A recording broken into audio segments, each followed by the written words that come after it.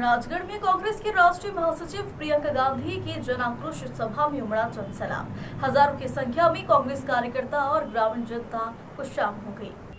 ऐतिहासिक सभा से विधायक प्रताप ग्रेवाल कालाकमान की नजर में कद बढ़ेगा। मोहनखेड़ा में गुरुदेव के मंदिर दर्शन में पूजन अर्चन किया है, ट्रस्टी गणों से मुलाकात की। राजगढ़ में महान क्रांतिकारी तंटिया मामा की प्रतिमा का अनावरण किया है।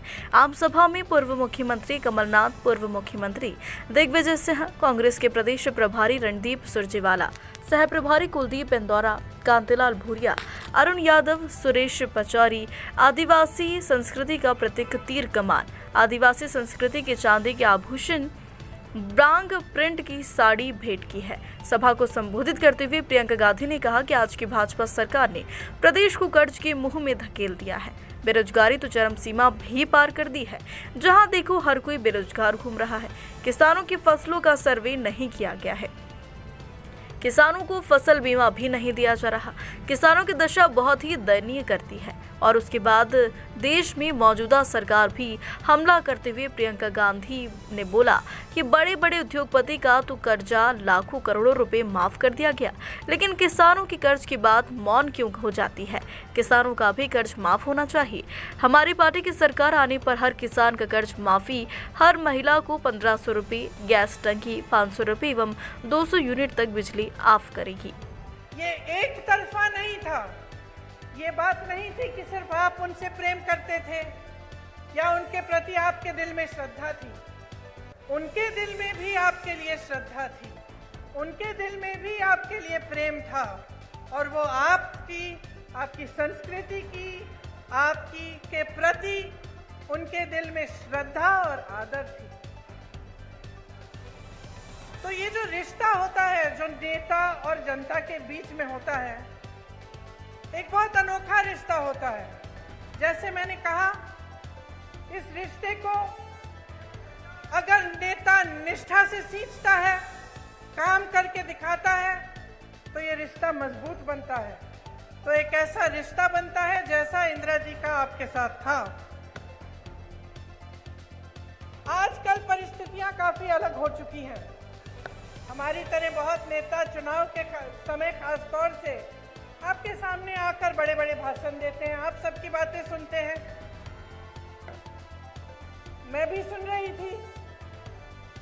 आज सुबह जब मैं उठी, मैंने कहा मैं देखती हूँ मोदी जी क्या भाषण दे रहे हैं, क्योंकि वो क्या कह रहे हैं वो भी सुनना जरूरी है। तो मुझे ताज्जुब हुआ कि जो जो हम कहते हैं वही वो कहते हैं। हम कहते हैं उन्होंने घोटाले किए, वो कहते हैं हमने किए। हम कहते हैं हमने विकास किया, वो कहते हैं उन्होंने किया। हम कहते हैं हमने रोजगार दिलाए, वो कहते हैं उन्होंने दिलाए। तो मैं सोच रही थी कि ये तो भाषण तो सभी सेम कहते हैं, वही भाषण है। तो जनता को कैसे पता चलेगा कि कौन क्या कह रहा है और इस बीच सच्चाई क्या है? हाँ, मुझे मालूम है। मैं यहाँ आ रही थी तो मैंने कुछ लोगों से पूछा, नौजवान खड़े थे, मैंने पूछा कि भाई क्या लगता है इस चुनाव में क्या होने वाला है, मध्य प्रदेश का भविष्य क्या है? कहने लगे राजा जा रहा है। तो मैंने कहा अच्छा क्यों? कहने लगे कि इस बार हमारा वोट रोजगार के लिए डलेगा।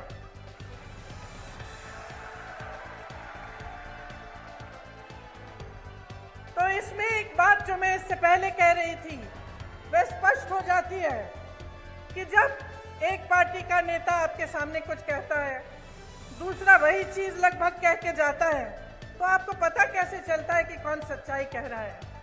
पता आपको तब चलेगा जब आप अपने ही अनुभव पर उतरेंगे। आपका अनुभव क्या है? आपका जीवन क्या है? आपके संघर्ष क्या है? क्या महंगाई बढ़ी है पिछले 18 सालों में? बताइए। 10 गुना? पिछले 5 सालों में, 3.5 सालों में, जब से इनकी सरकार रही है तब से बढ़ी है कि घटी है? बढ़ी है। रोजगार मिले हैं आपको? नहीं।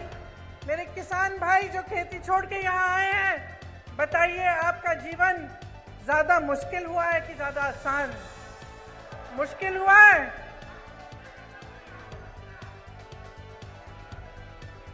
आपको मालूम, आप कह रहे हैं किसानों की आत्महत्या 17,000 में, मैंने अभी एक आंकड़ा सुना कि लगभग 17,000 नवयुवकों ने आत्महत्या की है पिछले 18 सालों में। तो सोचिए कि आपकी सच्चाई आज क्या है। किसी की बातों में मत पड़िए, मैं तो कहती हूँ मेरी बातों में भी मत पड़िए, अपनी सच्चाई और अपने अनुभव में पड़िए और उस अनुभव के आधार पर अपना निर्णय लीजिए। आज हम इस देश में खड़े हैं जिस पर हम सबको गर्व है। और गर्व क्यों है? क्योंकि अगर आप आसपास के देशों को देखेंगे तो शायद हमारा एक देश है इन सारे आसपास के देशों में जो आजादी के बाद एक लोकतंत्र माना जाता था और जिसका लोकतंत्र हमेशा मजबूत रहा है।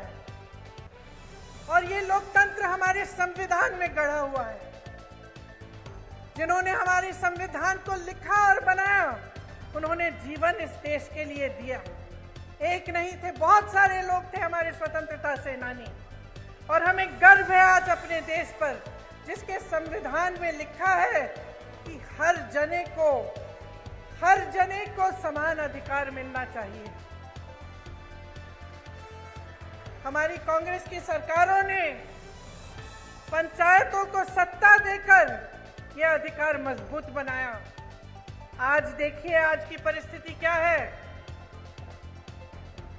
आज तमाम पंचायतों को मुश्किलों में डाल दिया है और जहां हमने पंचायतों के लिए व्यवस्था लागू की, भाजपा सरपंचों के अधिकारों में कटौती ला रही है, आपको कमजोर कर रही है। राज्य भर में आज पटवारी 1 महीने से हड़ताल पर बैठे हैं। जितने भी काम आपको कराने पड़ते हैं सब काम रुक गए हैं। आप भटकते रहते हैं इधर से उधर। उनकी अपनी मांग है, उनको भी सरकार ने सहायता नहीं दी, वे हड़ताल पे बैठे हैं। ये स्थिति है आज यहाँ की। 18 सालों में 250 से ज्यादा, 250 से ज्यादा घोटाले हुए हैं। अगर हम उसकी लिस्ट बनाने चले तो हम यहाँ पे 2 घंटे के लिए खड़े रहेंगे। बच्चों के पोषण का घोटाला, मिड डे मील का घोटाला, बच्चों के एडमिशन का घोटाला, सर्व शिक्षा अभियान में घोटाला,